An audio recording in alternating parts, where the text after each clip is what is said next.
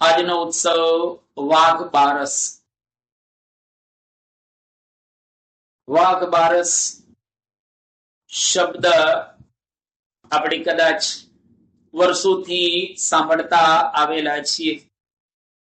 આસો વદ બારસને વાઘ બારસ તરીકે આપણે ઓળખીએ છીએ, જેના અન્ય પણ કેટલાક બીજા નામો રહેલા છે. ગોવત્સ દ્વાદશી, ગુરુ દ્વાદશી અથવા તો પોડા બારસ વગેરે નામો પણ સંસારની અંદર કે જગતમાં પ્રસિદ્ધ રહેલા છે. આપણા ભારત વર્ષની અંદર જે કઈ ઉત્સવો આવે છે એ બધા જ ઉત્સવોની સાથે કોઈક ને કોઈક કથાઓ જોડાયેલી છે. આ કથાઓ એટલા માટે જોડવામાં આવે છે કે જેના દ્વારા આપણી ઉત્સવના મર્મને બરાબર રીતે સમજી શકીએ. કોઈક વખત આ દિવસે આ પ્રકારના પ્રસંગો બનેલા છે અને કોઈક વખત આ દિવસે આ પ્રકારના પ્રસંગો બનેલા ન પણ હોય, પરંતુ એની સાથે આ પ્રસંગોને જોડી દેવામાં આવે કે જેના દ્વારા ઉત્સવના મર્મને આપણે બરાબર રીતે સમજી શકીએ. મૂળ તો ઉત્સવના મર્મને સમજાવવાનું છે, પરંતુ એની સાથે જે બધી કથાઓ જોડવામાં આવેલી છે એ કથાઓ તો એના રહસ્યને ખોલવા માટે જોડાયેલી છે અને વાસ્તવિક રીતે પણ કોઈક વખત બનેલી કથાઓ પણ રહેલી છે. તો આ વાઘ બારસ એને આપણે બરાબર રીતે સમજીએ, એની કથાઓ પહેલા સમજીએ. આ વાઘ બારસને દિવસે જે કથાઓ બનેલી છે અથવા તો આપણા શાસ્ત્રોની અંદર જેની વાતો લખાયેલી છે એ આ પ્રકારે છે કે ભૃગુ નામના ઋષિ હતા અને પોતાના આશ્રમની અંદર ખૂબ સુંદર રીતે રહેતા હતા. અને આશ્રમની અંદર ઘણા બધા મુનિઓ, સાધુઓ, સંન્યાસીઓ, તપસ્વીઓ આ બધા તપશ્ચર્યા કરતા હતા અને ખૂબ સુંદર રીતે આ ભૃગુનો આશ્રમ ચાલતો હતો. બધા ઋષિઓ મુનિઓ સારામાં સારી રીતે તપશ્ચર્યા કરતા હતા અને આનંદ હતો દરેકના જીવનની અંદર. પરંતુ એક વખત એવું બને છે કે આ બધા જ્યારે તપ કરતા હતા અને ભગવાન શંકરને મેળવવા માટે પ્રયત્ન કરતા હતા અને ભગવાન શંકર આ બધા મુનિઓને દર્શન આપવા માટે એક બુઢા વયોવૃદ્ધ બ્રાહ્મણનું રૂપ ધારણ કરી અને આશ્રમની અંદર એક ગાય વાછડાની સાથે લઈ અને લાકડીના ટેકે ટેકે એ પોતે પધાર્યા. હવે આટલા બધા મુનિઓ જે તપશ્ચર્યા કરતા હતા અને દર્શન આપવાના એક બહાને ભગવાન શંકરે આ પ્રકારે ચરિત્ર કર્યું અને જેવા ભૃગુ ઋષિના આશ્રમની અંદર આવ્યા, ભૃગુ ઋષિએ ભગવાન શંકરનું એમને ખ્યાલ નથી કે આ કોણ છે. બુઢા બ્રાહ્મણનું એમણે રૂપ ધારણ કરેલું હતું એટલે સ્વાભાવિક રીતે એમને જોઈ અને બહુ આનંદ બધા ઋષિઓને થઈ ગયો. એ દરમિયાન ભગવાન શંકર ભૃગુ ઋષિને કહે છે કે જો આ ગાય અને આ વાછડું વત્સ એને તમારા આશ્રમમાં અહીંયા આગળ હું મૂકી અને જંબુ દ્વીપની અંદર સ્નાન કરવા માટે જાઉં છું. તમે આ સાચવજો 2 દિવસ માટે. હું હમણાં પાછો આવી જઈશ 2 દિવસમાં. ભૃગુ ઋષિ કહે છે કે કઈ વાંધો નહીં, તમે આ ગાય અને વાછડાને મૂકી જાઓ, અમે સાચવીશું, તમે જલ્દી પધારજો. અને ભગવાન શંકર તો ત્યાંથી ગયા, અદૃશ્ય થઈ ગયા. અને જેવા ભગવાન ગયા થોડી વાર પછી એ જ આશ્રમની અંદર એક ભયંકર વાઘ આશ્રમની અંદર આવે. એટલો ભયંકર વાઘ હતો કે જેને જોઈ અને ભલભલા ધ્રુજવા લાગે, થથડી જાય. આવો એક ભયંકર વાઘ હતો વાઘ જેવો આશ્રમની અંદર આવ્યો તો ઋષિઓએ એને હટાડવા માટે, એને તગેડવા માટે ખૂબ પ્રયત્ન કર્યો, પરંતુ પેલો વાઘ જતો નથી. એટલે ઋષિઓ જોર જોરથી શબ્દ કરવા લાગ્યા, પરંતુ છતાંય પેલો વાઘ જે ગાય અને વાછડાને મારવા માટે આવ્યો હતો એ જતો નથી. એ વખતે ઋષિઓને બ્રહ્માજીએ એક ઘંટ આપ્યો હતો, અને એટલો આ ચમત્કારી ઘંટ હતો, ભયંકર એનો અવાજ, કે ઘંટારો કરવામાં આવે તો ગમે તેવો ત્યાં આગળ હોય એ ત્યાંથી ચાલ્યો જાય. અને ઋષિઓ બધાએ આ ઘંટ વગાડ્યો, જેનો એટલો જોરદાર અવાજ આવ્યો કે જે અવાજથી પેલો વાઘ છે એ ચાલ્યો ગયો આશ્રમમાંથી. અને જેવો વાઘ ચાલ્યો ગયો એ જ વખતે ત્યાં આગળ ભગવાન શંકર પ્રગટ થઈ ગયા, અને જે ગાય હતી એની જગ્યાએ પાર્વતીજી પ્રગટ થયા, અને જે વત્સ હતો એની જગ્યાએ કાર્તિકેય એ પ્રગટ થયા. એટલે ભગવાન શંકર, પાર્વતીજી અને સુપુત્ર એવા કાર્તિકેય એમણે આ બધાને દર્શન આપ્યા. બધા ઋષિઓ તો ખૂબ પ્રસન્ન થઈ ગયા, અને બધાએ ભગવાન શંકરનું ત્યાં આગળ પૂજન કર્યું, ભગવાનને વંદન કર્યા, પ્રણામ કર્યા. એટલે આ દિવસ હતો આસોવત બારસનો, એટલે એને ગોવત્સ દ્વાદશી કહેવામાં આવે છે. ગો એટલે ગાય, વત્સ એટલે વાછડું, અને દ્વાદશી નો દિવસ એટલે ગોવત્સ દ્વાદશી તરીકે એને કહે છે. અને પેલાના વખતની અંદર ઋષિઓ પોતાના આશ્રમની અંદર ગાયો રાખતા હતા. ગોધન ગણાતું હતું. ગોધન, ગજધન, બાજધન ઓર રતન ધન ખાન. ગોધન ને પેલા ગણવામાં આવતું હતું. એટલા માટે તમે ભાગવતની અંદર જો વાંચ્યું હોય તો નંદ રાજાને ત્યાં 1,00,000 ગાયો હતી. રાજા તે 1,00,000 ગાયો રાખતા હતા. એને પહેલાના વખતમાં દિલીપ રાજાની પાસે પણ એવી કામધેનુ ગાય હતી. તો રાજાઓ મહારાજાઓ પોતાની પાસે આ પશુ ધન રાખતા હતા. એ જમાનો હતો, હવે એ જમાનો બદલાઈ ગયેલો છે. તો ગોધન, ઋષિઓના આશ્રમની અંદર ગાયો ઘણી બધી ઋષિઓ પોતે રાખતા હતા. એટલે અહીં આગળ આ ભગવાન શંકર, પાર્વતીજી અને કાર્તિકેય બધા ઋષિઓને દર્શન આપે છે. અને ઋષિઓ ગાયોનું રક્ષણ કરવા માટે હંમેશને માટે ઉદ્યત રહેતા હતા, કારણ કે પશુ એક ધન હતું. અને અત્યારે પણ પશુઓને માનનારા ઘણા બધા આપણને જોવા મળે. એટલે પશુઓની કતલખાને જે કતલ થતી હોય એને રોકનારા આજે ઘણા બધા રહેલા છે. ગાય અને વત્સ એને પેલો વાઘ ખાવા માટે આવ્યો, મારવા માટે આવ્યો, તો ઋષિઓએ એને રોક્યો, એને ભગાડવાના, એને ત્યાંથી તગેડવાના પ્રયત્ન કર્યા, મહાન ઘંટારવ કર્યો. આ મર્મ એક કથાની અંદર રહેલો છે કે આપણા ઘરની અંદર અથવા તો આપણે જ્યાં રહેતા હોય આજુબાજુમાં કોઈ જગ્યાએ ગાયની કતલ થતી હોય તો એ કતલને રોકવી. કતલ એટલા માટે કરવામાં આવે છે કે જેના દ્વારા માંસાહાર લોકો કરતા હોય છે. આ એક હિંસક વૃત્તિ છે. અને આજે આપણે જોઈએ છીએ સમાજની અંદર હિંસક વૃત્તિ વિશેષ કરીને ફેલાયેલી છે. એક વાત, આપણા ભારત વર્ષની અંદર ગાયને ખૂબ પવિત્ર ગણવામાં આવે છે. એની રક્ષા ચોક્કસ થવી જોઈએ. આ ઉત્સવનો મર્મ છે. ગાયની રક્ષા થવી જોઈએ. અને ગાયના શરીરની અંદર આપણે સાંભળતા આવ્યા છે 33 કરોડ દેવતાઓ રહે છે. 33 કોટી.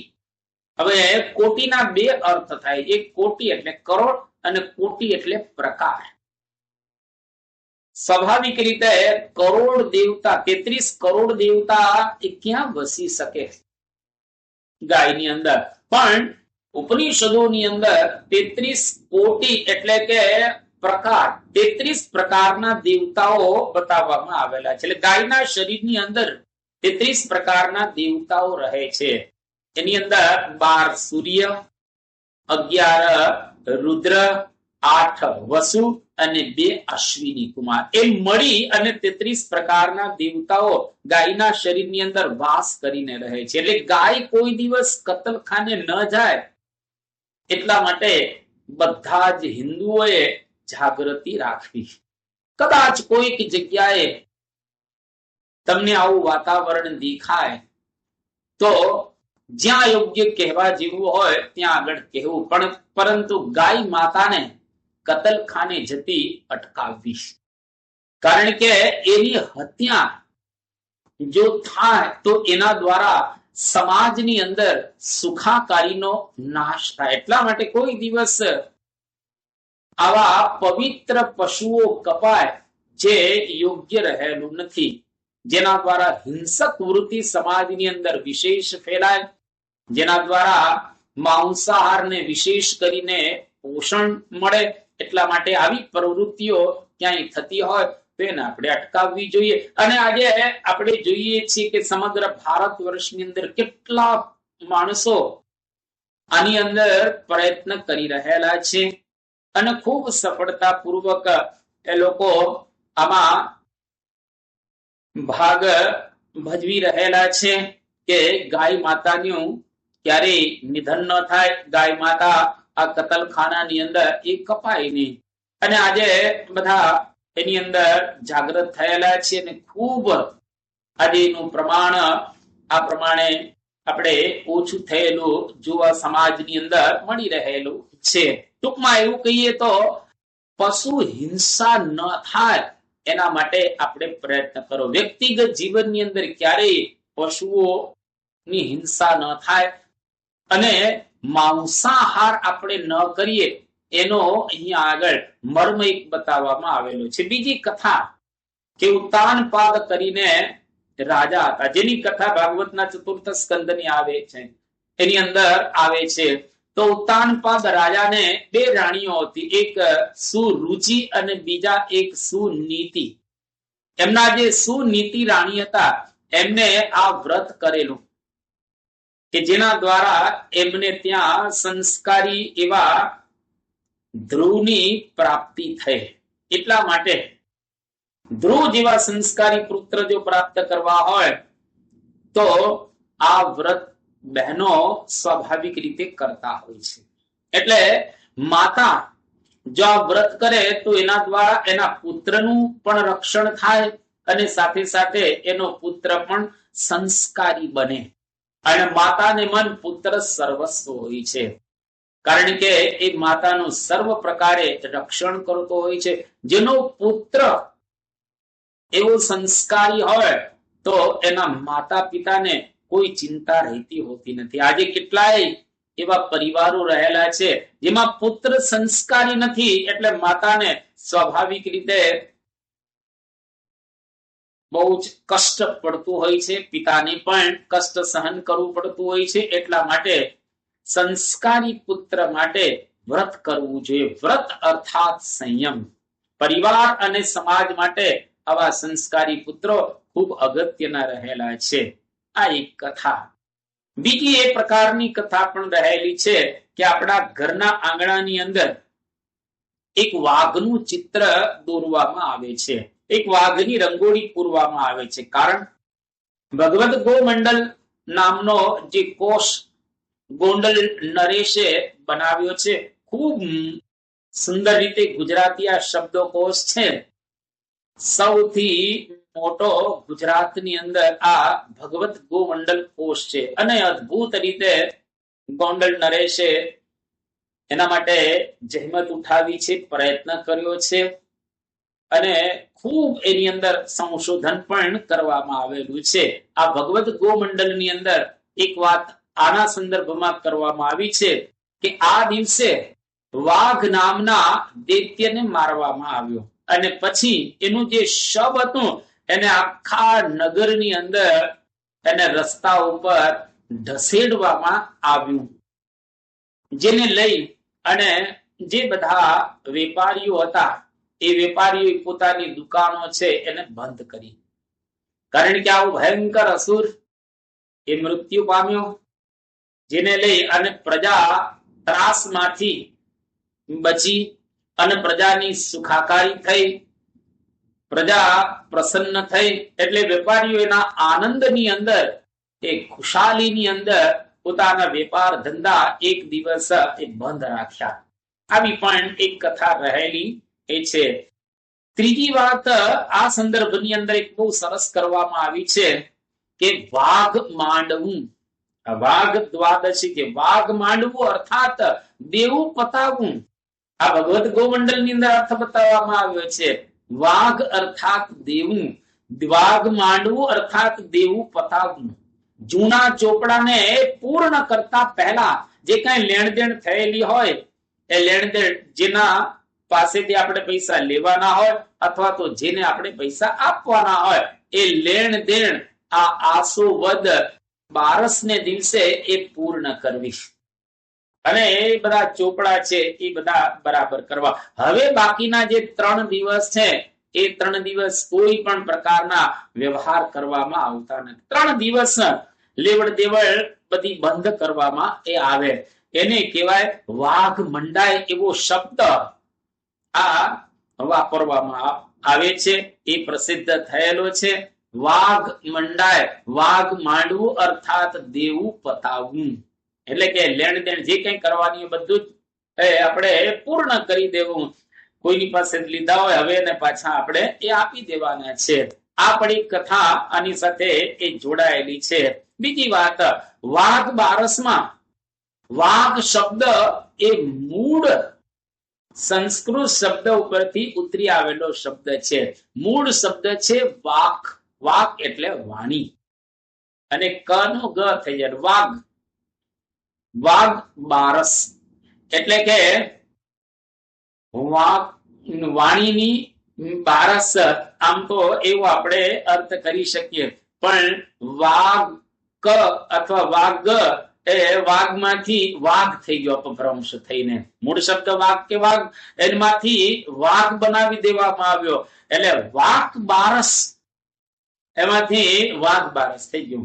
12 મહિનાની અંદર આપણે કેવી કેવી વાણી બોલ્યા અને આપણી વાણી દ્વારા કેટલું લોકોને નુકસાન થયું, કેટલું આપણને નુકસાન થયું, કેટલો લોકોને ફાયદો થયો, કેટલો આપણને ફાયદો થયો, એનું વ્યવસ્થિત રીતે સરવૈયું માંડવું.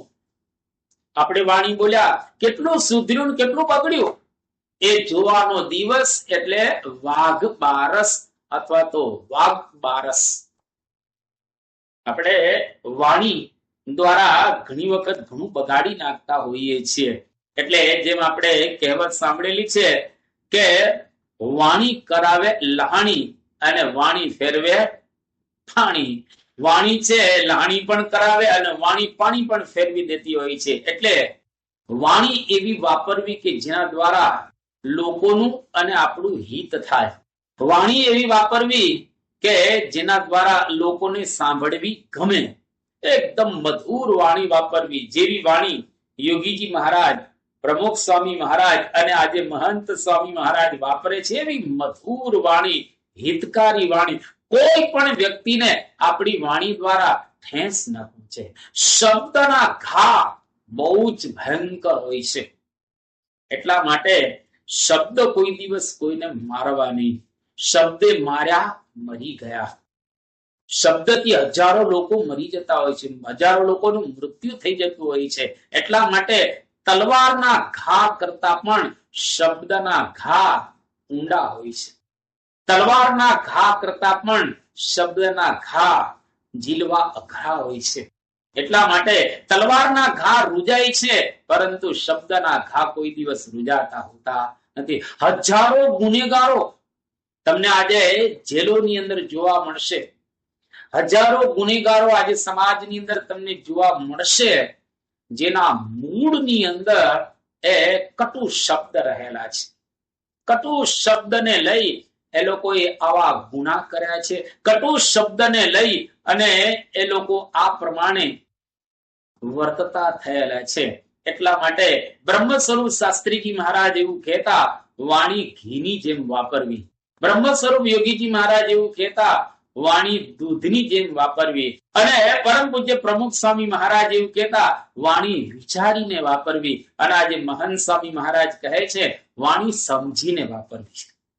જેમ તેમ વાપરવી નહીં અને જેમ તેમ બોલવું પણ નહીં. પ્રચંડ યુદ્ધો આખા વિશ્વની અંદર જે થયેલા છે એના મૂળનો તમે થોડોક તપાસ કરો તો તમને ખબર પડશે. કટુ વાણીને લઈને ઘણા બધા યુદ્ધો સર્જાયેલા છે. એ મહાભારતનું યુદ્ધ હોય કે રામાયણનું યુદ્ધ હોય, એના પાયાની અંદર, એના મૂળની અંદર કટુ વાણી રહેલી છે. દ્રૌપદીની કટુ વાણીને લઈ અને મહાભારત થયો. કે અંધના તો અંધ જ હોય ને. દુર્યોધનને આવા શબ્દો કયા જેને લઈ એને ભયંકર લાગી આવ્યું. અપમાનિત થઈ ગયો દુર્યોધન અને મહાભારતના યુદ્ધના મંડાણ મંડાયા.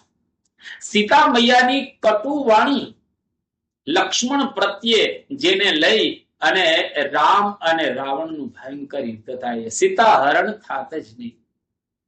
જો લક્ષ્મણ પર્ણકુટીય હોત તો, પરંતુ સીતાજીએ કટુ વચન કહ્યા જેને લઈ અને રામ અને રાવણનું ભયંકર યુદ્ધ થયું.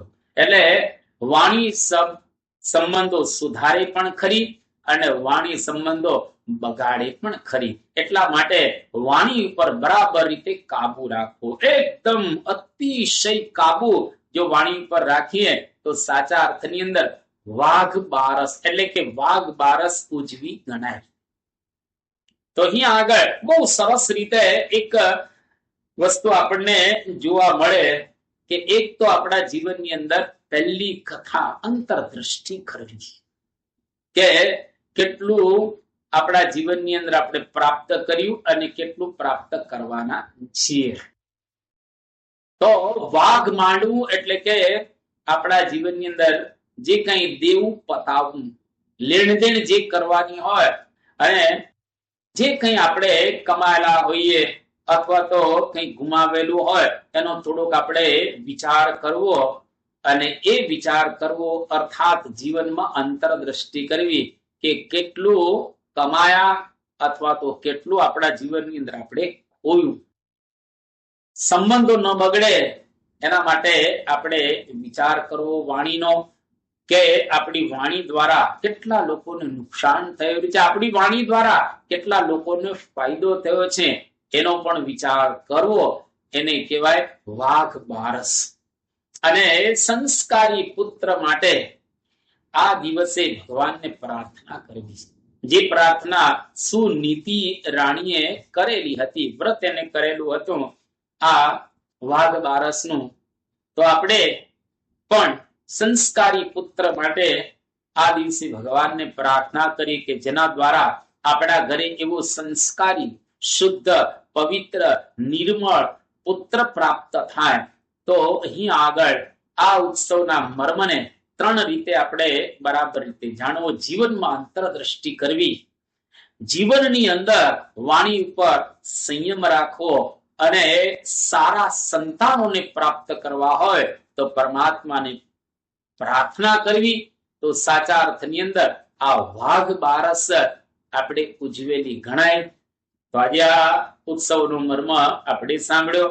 આવા જ વિશેષ પ્રસંગો સાંભળવા માટે કૃપા કરીને લાઈક કરો, તમારા વિચારો કમેન્ટમાં શેર કરો અને અમારી ચેનલને સબસ્ક્રાઇબ કરવાનું ભૂલશો નહીં.